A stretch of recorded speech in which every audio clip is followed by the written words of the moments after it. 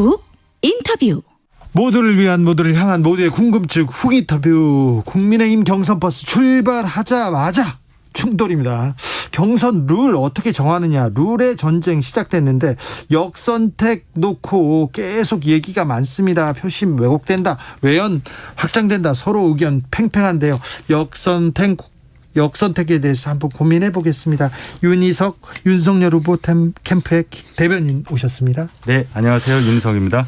오신환 유승민 후보 캠프 종합 상황실장 오셨습니다. 네, 안녕하세요. 오신환입니다. 두 분께서 짝꿍이라면서요. 방송에 자주 나오신다면서요. 자, 여기서 두 분께서 역선택에 대해서 합의를 보고 가세요. 보고 가서 이제 후보들한테 정해, 이렇게 하기로 했다, 이렇게 정하자고요. 자, 역선택 뭐가 문제입니까? 오신환 의원님. 그 역선택이라는 용어 자체가 네. 사실상 그게 실체가 없고 예. 유령과 싸우고 있다, 이렇게 생각이 되고요. 사실은 지금까지 있었던 대선 선거에서 이걸 가지고 그렇게 크게 논란이 되지는 않았어요. 없었죠. 예. 그리고 뭐 단 한 번도 대선에서 저희가 경선에 이 역선택 방지 조항이라고 하는 것을 삽입한 적이 없고요. 또 일단 당이 50%는 여론조사, 50%는 당원들의 투표로 결정되는 그 제도 취지가 당심과 민심을 반영을 같이 하자라는 취지거든요. 근데 거기서 역선택 방지 조항을 통해서 국민의힘 지지자만 뽑아내면 결국엔 당원들 100%의 의견을 따르게 되는, 그래서 결국엔 고립되고 다른 국민들은 전혀 배제하는 그런 저희로서는 이제 정권 교체를 포기하는 그런 해당 행위다, 이렇게 보고 있습니다. 윤희석 의원님, 윤희석 의원입니다. 죄송합니다. 의원은 아니고요. 네. 네. 지금은 대변인입니다. 네네. 윤 대변인께 여쭤봅니다. 지금 오신환 의원님 얘기가 일리가 있는데요? 역선택 규정이 만약에 방지 조항이 생겨서 네. 예를 들어 민주당이나 다른 정당을 지지하는 분들을 배제할 경우에 확산성에 문제가 있다는 주장은 논리적, 명분은 그럴듯해 보이는데 논리적인 비약이 있어요. 무슨 예. 말씀이냐면, 예를 들어 민주당 지지자에게, 저에게 전혀 지지 의사를 표시하지 않으실 분들에게 네. 국민의힘 후보로 누가 좋겠습니까라고 물어보는 것만으로 네. 무슨 확정성이 확보가 된다는 얘기인지 저는 거기서부터 이해를 할 수 없어요. 네. 네, 결과적으로 경선 룰은 본선에서 이길 수 있는 가장 강력한 후보를 뽑아야 되는 건데, 그 과정에서 우리를 지지하지 않는 후보가 가장 강력한 우리의 후보를 뽑는 과정에 왜곡을 미칠 수 있다면 그것은 정권 교체를 열망하는 저희 지지자들의 의사를 무시하는 결과다. 그렇기 때문에 필요하다, 이렇게 말씀드립니다. 이게 이제 저기에 약간 함정이 있는 것이요.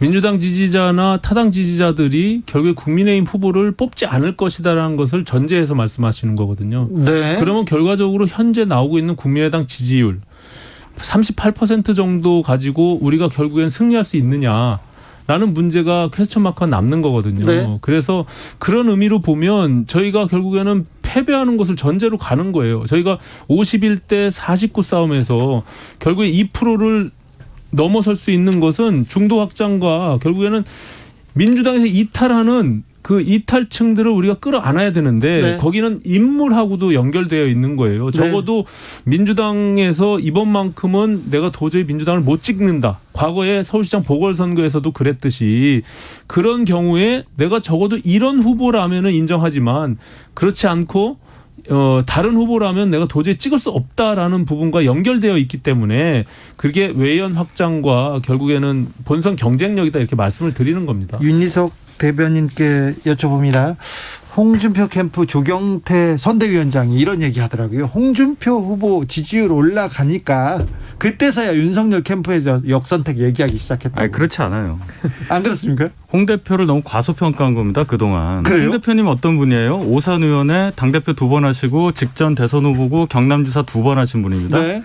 그런 분이 적어도 전국 지지율, 전체 여야를 통틀은 지지율이 아니고, 자, 국민의힘에서 대선 주자로서 지지율 얼마나 받을까요? 물어봤을 때 네. 설마 20% 안 나오겠습니까?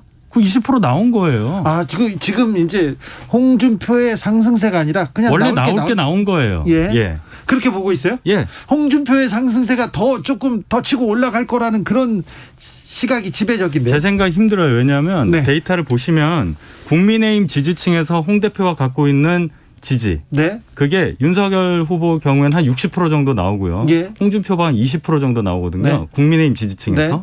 근데 이게 움직이지 않아요. 그래요? 비슷합니다. 그것은.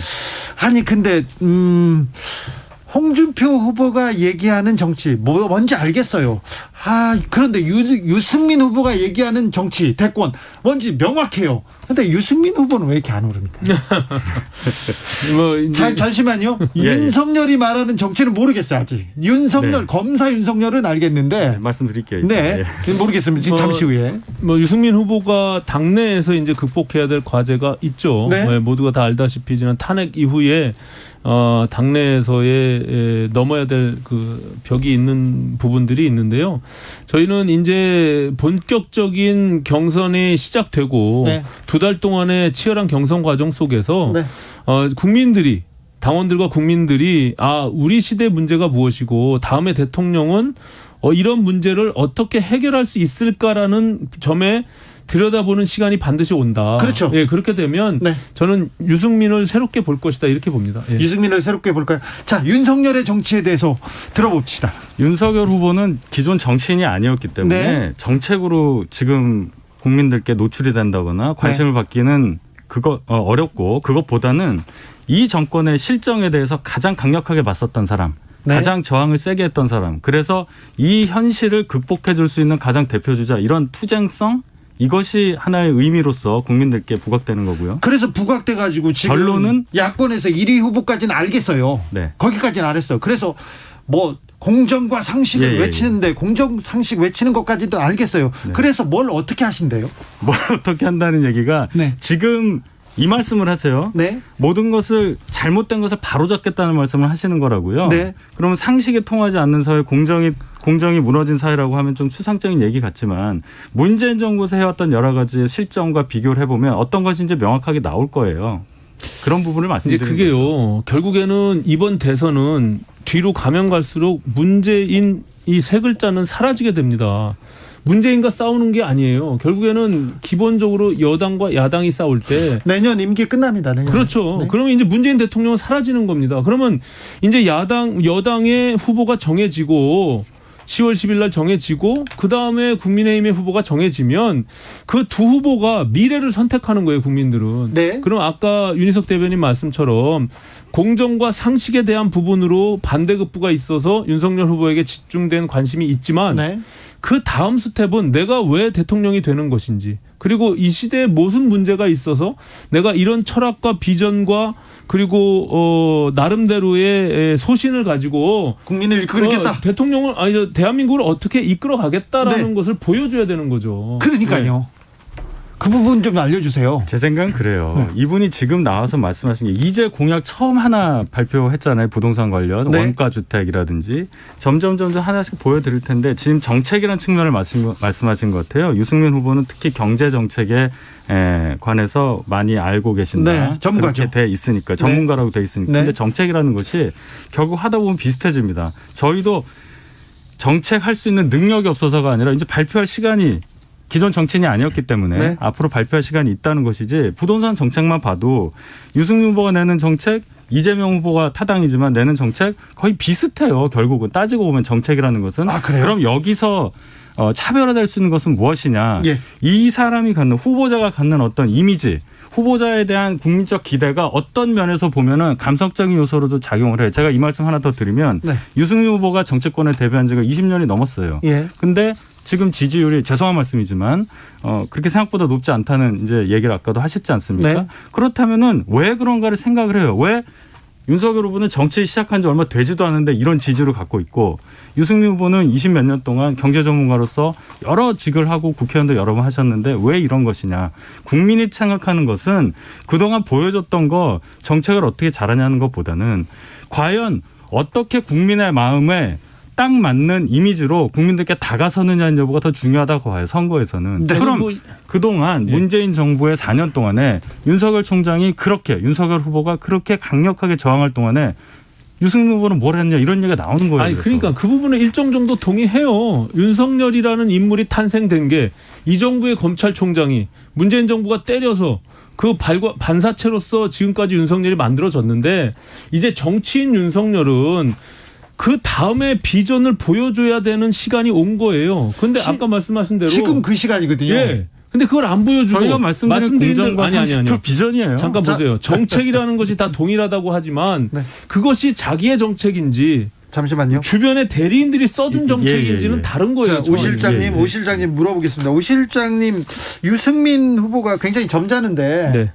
네. 정웅원 위원장 그럴 거면 윤 캠프 가라. 너무 조금 이 부분에 대해선 경선 룰에 대해서는 너무 좀 격앙되어 계신 것 같아요. 뭐 그 정도가 양반으로 저희는 했다라고 생각하고요. 그렇습니까? 왜냐하면 이게 기존에 이미 경준위에서 2차례에 걸쳐서 그 논란 끝에 정해진 내용과 네. 최고에서 추인을 했단 말이죠. 그것에 대한 권한이 있거나 없거나 이런 부분들을 떠나서 온 국민이 다 알고 있고, 그리고 좀 뛰고 있는 후보들이 8명이나 그 부분에 대해서 인정하고 반대하고 있어요. 그런데 갑자기 바뀐 것이라고 그 12명의 선거관리위원 중에 6명이 경준위원이었는데 정호원 위원장이 그것을 뒤집으려고 한다면 그 자체가 불공정 경선이다 이렇게 판단을 하고 거기에 대한 문제 제기를 하는 겁니다. 윤 후보 진영에서는 윤 후보가 직접 얘기했는지는 잘 모르겠습니다만 당이 결정하면 따르겠다 이런 입장은 표명하셨잖아요. 직접 하셨습니다. 네. 윤석열 후보가 했습니까? 예, 직접 네. 말씀하셨습니다. 그럼 정해지면 따르겠네요. 네. 아무튼 역선택이 국민들한테는 그렇게 중요한 주제가 아니지 않습니까? 그런데 이 부분 가지고 지금 계속 국민의힘에서 논란이 되는 것은 윤석열 후보한테 굉장히 마이너스고 또 홍준표 후보나 또 유승민 후보한테도 플러스가 되지는 않을 것 같습니다. 0388님께서 민주당은 역선택에 대해서 조용한데 왜 국민의힘만 이렇게 시끄럽나요? 민주당은 그 규정이 있어요. 네. 당원 당규에. 네. 1197님께서 민주당 지지자인데요. 저라면요. 역선택으로 윤석열 찍은 것 같은데요. 그렇게 얘기하는데 아마 이렇게 넓혀놓고 봐도 누가 유리하다 누가 불리하다 이렇게 생각하지 않을 것 같습니다. 자, 이렇게 말씀드리겠습니다. 네. 저희가 역선택 방지 조항을 꼭 넣기 위해서 이것을 관찰하기 위해서 먼저 정치적 행보를 한 것이 아니라 네. 당 선관위에서 의견을 물어왔어요. 네. 의견을 물어왔기 때문에 거기에 대해서 답을 한 겁니다. 네. 논리적으로 봤을 때 역선택 방지 조항이 있는 것이 조금 더 우리 당의 후보를 뽑는데 왜곡이 없겠다. 이런 말씀을 드린 것뿐이지. 저는 이게 지금까지 입당한 후에 윤석열 후보가 2달 동안의 그 행보 자체가 저는 우리 당에 전혀 도움이 안 되는 지금 행보를 하고 있다. 처음에 몰래 입당해가지고 당대표와 갈등을 빚고, 그리고 지금의 룰 문제 가지고 지난번 토론을 한이 많이 갖고 계속 갈등을 빚었잖아요. 1위 주자로 달리고 있는 윤석열 후보가 왜 20, 30대 층의 지지를 받고 있는, 그나마 처음으로 우리 당에게 관심을 가졌던 20, 30대들을 다 팽개치고 또 호남까지 버려가면서 왜 저렇게 계속 싸우고 있는지 저는 잘 이해가 안 돼요. 그리고 당을 포용하고 품어가면서 본인이 들어오기 전에 중도와 진보를 아우르는 압도적 승리를 하겠다고 했잖아요. 근데 들어오자마자 오른쪽으로 완전히 치우쳐서 저렇게 고립되는 정책을 유지하고 있는지 잘 이해가 안 됩니다. 윤희석 대변인. 중도와 2030을 향한 행보가 전혀 없는 게 아니에요. 바로 어제 행사만 보더라도 공정개혁포럼이라는 걸 가졌습니다. 거기에 참여하신 분들을 보면 그동안 저희 쪽에 하고는 그렇게 거리가 가깝지 않은 분들이 다수 포함이 되어 있고 네. 그런 행보들 계속해 왔고 분명히 말씀하신 게 당에 들어가더라도 입당을 하더라도 그동안 계속해왔던 중도와 2030을 향한 행보는 중단하지 않을 것이다라고 얘기를 했기 때문에 네. 계속 그런 행보가 나올 거예요. 호남에 대해서도 계속 진정성 있는 태도를 보여주시지 않았습니까? 근데 지금 여론조사를 가지고 계속 로데이터 분석을 해오셨잖아요. 지금 현재 추세를 보면 20대, 30대 그리고 호남에서 오히려 홍준표 후보보다 떨어지고 있잖아요. 그러니까 지금 우리 당의 구성 분포하고 동일해요. 지금 우리 당은 책임당원이 50대, 60대, 70대 이상이 73%입니다. 네. 그게 투표하는 사람들이 구성이에요. 그러니까는 27%를 차지하는 2040까지 세력은 전혀 배제하고 그렇게 국민의힘 지지자들만 놓고 선택되면 그것이 그들한테 필요로 하는 목소리를 낼 수밖에 없는 확장성 얘기하시는 그런 측면이 알겠는데요. 있는 거예요. 그리고 저희를 영남의 55%가 책임당원 비중으로 편중돼 있습니다. 우리는 이것을 국민 전체를 놓고 오히려 확장성을 가져가야만 승리할 수 있다. 이런 측면에서 오히려 거꾸로 역사를 퇴행적으로 가져간다 이렇게 말씀을 드리는 거예요. 저희를 걱정해 주시는 심정은 알겠는데 네. 저희도 똑같이 문제의식을 갖고 있고 네. 계속 그 중도와 호남과 2030을 향한 행보를 계속 하겠다고 저희가 말씀을 드리는데 아직 6개월이나 남았잖아요. 네. 아니 6개월이 아니라 지금 다 경선은 지금 2달 안에 끝나는 거고 계속 지지율이 그렇게 빠지고 있는데 2030에서 이준석 현상으로 돌아봤던 정권 교체를 원한다고 하는 60%였던 지지율이 지금 50%로 떨어졌어요. 10%가. 저희가 실장님이 저희 캠프 오시면 되겠네요. 네. 저희가 방송을 이렇게 계속 하는데 윤석열 캠프나 그 이준석 대표와 윤석열의 갈등 그리고 윤석열 후보의 설화 그리고 윤석열의 그렇게 계속 윤석열 후보는 뉴스를 내거든요. 좋든 나쁘든 이거 흥행을 위해서 일부러 막 만드는 거 아닌가요? 지금 그런 건 룰 아닙니다. 전쟁도 마찬가지 아닌가요? 아니 그런 건 아니고요. 그런 거 아닙니까? 예. 9월 5일이면 깔끔하게 정리됩니까? 일단 9월 15일 날 1차 경선 끝나면 이 이슈는 끝나는 거예요. 그렇습니까? 예, 예. 아, 네. 그때까지는 끝납니까 이제? 뭐 더 이상 할 얘기가 없잖아요. 경선 룰 가지고 예. 이거 다투는 거는 조금 예, 이건 예, 예. 소모적인 것 같습니다. 윤희석 대변인 오셔가지고 제가 여쭙니다. 오늘 윤석열 검찰총장 시절에 야당 의원을 통해서 대리 고발했다 이런 의혹 보도 나왔는데 이 캠프에서는 어떻게? 저희 입장은 그 후보는 전혀 모르는 일이고 전혀 또 모르니까? 그런 일 자체가 없었다고 저희는 이해를 하고 있어요. 네. 그리고 이제 또 추가적으로 저희가 말씀을 드린 게 전혀 누구를 사주하거나 그렇게 해서 뭐 대리 고발이라든지 그런 거 한 적이 없다라고 또 후보 명의로 나왔기 때문에 조경태 의원은 윤 후보가 이건 직접 입장을 내야 된다고 이렇게 얘기하더라고요. 입장을 상황이 밝혀야 전개가 돼서 정말로 이것이 너무 커지면 당연히 후보 본인이 말씀하셔야 되겠지만 기본적으로 저희가 확인한 것은 예. 전혀 관련이 없다는 말씀을 분명하게 드립니다. 아직 윤석열 후보와 연관성은 나오지 않았어요. 그런데 검사 이름이 나왔고 보발장이 나왔기 때문에 이 부분에 대해서는 어떻게 뭔가는 해명을 해야 될 것 같습니다. 그게 이제 뭐 당 전체에 미치는 파장이 있을 수밖에 없는 내용인데요. 네. 사실은 그게 윤희석 대변인 말씀처럼 아직 실체가 전혀 파악되지 않고 있는 그런 측면이 있어서요. 일단 예. 범정 분석관의 역할이라는 것이 검찰총장과의 관계가 분명히 있긴 하지만 네. 그분조차도 그런 게 아니라고 그러고 그것을 지금 김웅 그 당시에는 후보자죠. 예. 후보자도 기억이 전혀 없다라고 그러고 네. 그러니까 실체가 아직 밝혀지지 않아서요. 네. 그것은 좀 추후에 상황을 지켜봐야 될 것이다 이렇게 봅니다. 오신환 의원님, 오신환 실장님으로 불러야죠. 실장님. 네네. 윤석열 후보가 검사 시절에 수많은 수사를 했습니다. 윤석열 검사에 대해서는 어떻게 평가하십니까?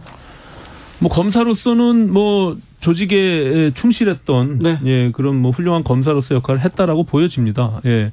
그리고 소신에 따라서 수사를 진행을 해왔고요. 다만 지금 말씀드린 이제 대통령이 되고자 하는 부분은 전혀 별개의 문제이기 때문에 네.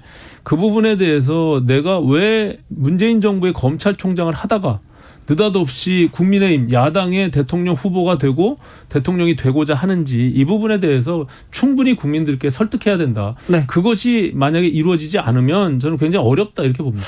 박근혜 전 대통령 수사에 대해서는 어떻게 평가하십니까?